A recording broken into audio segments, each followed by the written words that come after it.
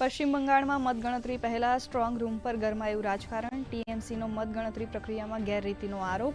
ચૂંટણી પંચે કહ્યું ત્રિસ્તરીય સિક્યોરિટીમાં ગેરરીતિની શક્યતા નહીં, તો બીજેપીનો કટાક્ષ. હારના ડરથી મમતા બેનર્જી કરી રહ્યા છે નાટક.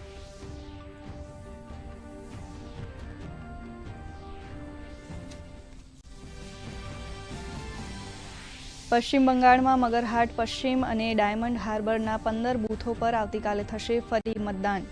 મતગણતરી કેન્દ્રો પર કડક સુરક્ષા વ્યવસ્થા. 700 સીઆરપીએફ કંપનીઓ કરાઈ તૈનાત.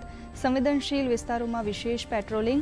દરેક રાઉન્ડની ગણતરી દરમિયાન પર્યવેક્ષકોને હાજર રહેવા આદેશ.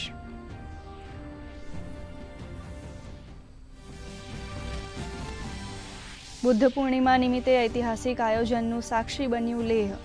ભગવાન બુદ્ધના પવિત્ર અવશેષોના પ્રદર્શનનો થયો પ્રારંભ. કેન્દ્રીય ગૃહમંત્રી અમિત શાહે કહ્યું 2500 વર્ષો પછી પણ દુનિયા માટે ભગવાન બુદ્ધનું જ્ઞાન આજે પણ પ્રાસંગિક.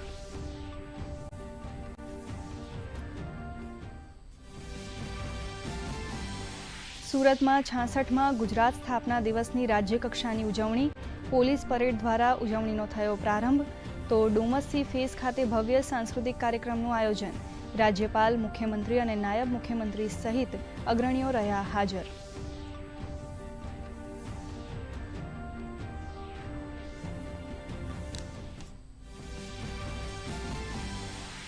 મુખ્યમંત્રી ભૂપેન્દ્ર પટેલે સુરતમાં 2 દિવસીય વાયબ્રન્ટ ગુજરાત રિજનલ કોન્ફરન્સનો કરાવ્યો પ્રારંભ. દક્ષિણ ગુજરાતમાં 8 નવી સ્માર્ટ જીઆઈડીસી વસાહતો સ્થાપવાની કરી જાહેરાત. સેમિનારમાં ખેતી અને ફૂડ પ્રોસેસિંગ ક્ષેત્રના વિકાસ માટે ₹295 કરોડના કરાયા એમઓયુ. કેન્દ્ર સરકારનો મહત્વનો નિર્ણય. ડીઝલ અને એટીએફની એક્સપોર્ટ ડ્યુટી પર કર્યો ઘટાડો. સ્થાનિક છૂટક ભાવ પર નહીં થાય કોઈ અસર. તેલ કંપનીઓને મળી રાહત. તો અમેરિકી રાષ્ટ્રપતિ ડોનાલ્ડ ટ્રમ્પે ઈરાન પર ફરી હુમલાની વ્યક્ત કરી આશંકા.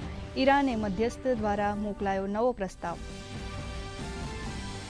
રાજ્યમાં ગરમીથી મળશે આંશિક રાહત. 48 કલાક બાદ તાપમાનમાં 2 થી 3 ડિગ્રી ઘટાડાની આગાહી. મે મહિનામાં મહત્તમ તાપમાન સામાન્ય કરતાં વધુ રહેવાની સંભાવના. અમદાવાદ, રાજકોટ સહિતના શહેરોમાં હીટ સ્ટ્રોકના દર્દીઓ માટે અલગ વોર્ડની કરાઈ વ્યવસ્થા. આઈપીએલમાં આજે રાજસ્થાન રોયલ્સ અને દિલ્હી કેપિટલ્સ વચ્ચે મેચ. રાજસ્થાને ટોસ જીતી પસંદ કરી બેટિંગ. રાજસ્થાનની નબળી શરૂઆત. દિલ્હી તરફથી સ્ટાર્ક, જેમિન્સન અને અક્ષર પટેલે ઝડપી 1-1 વિકેટ.